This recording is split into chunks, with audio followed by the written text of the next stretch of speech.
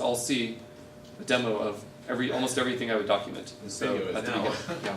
Well, there are a lot of stuff. So the way I'm structuring the documentation, I'm curious what you think of this. I'll show you what it actually looks like. So here's an example. So I have a question: how do I create an account? Describes it like, duh, of course. How do I create an account?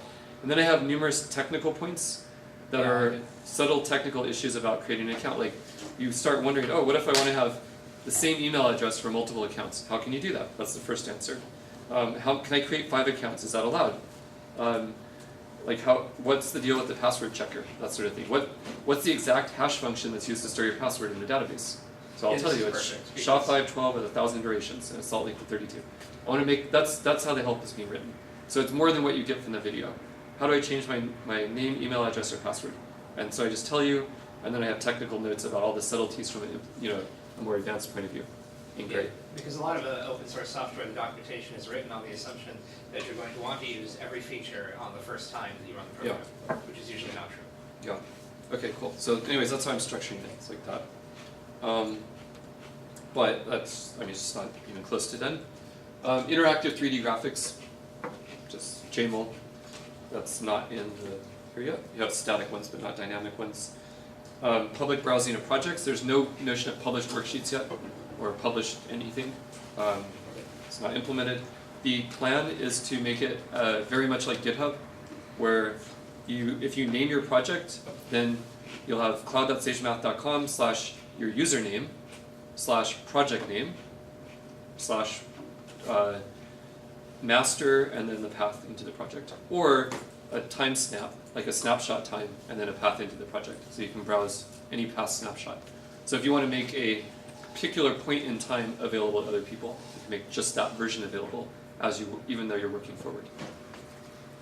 That does not exist at all right now. And there's even subtle questions about what is a username to decide, like design questions that I don't know the answer to. But I think I do. But the second I implement it and use it, I might realize I was totally wrong. Import and export of Sage worksheets, which I thought would be trivial until the second I started implementing it, and now I think it's hard.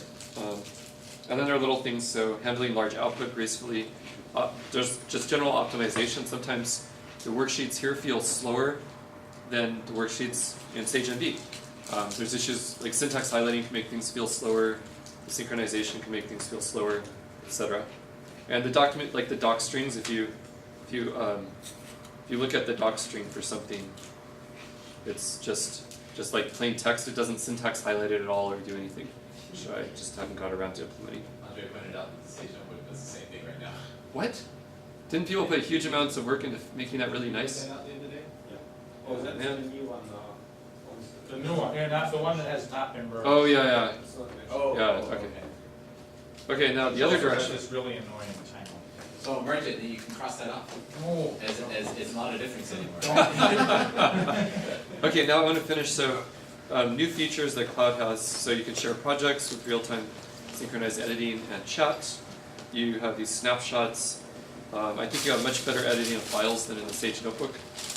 And worksheets are fundamentally much different. So a worksheet is a single document rather than a whole bunch of separate text areas, which is really very different. The syntax highlighting, you can change it. You have syntax highlighting, it's dynamic. There's a terminal, which is a big missing feature of the Sage Notebook, that you don't have a command line terminal. It's not a security issue because we're giving the same access with or without it. You can have your own, if you want to use Sage 5.6, for example, or whatever, you can use your version of Sage with this. So if you want to, for this particular project, use that version of Sage, you can do it. And you can change your password, which, like if you forget your password, you don't have to email me and have me change it for you, which is a problem with the Sage Notebook. Okay, that is everything I wanted to say. Okay.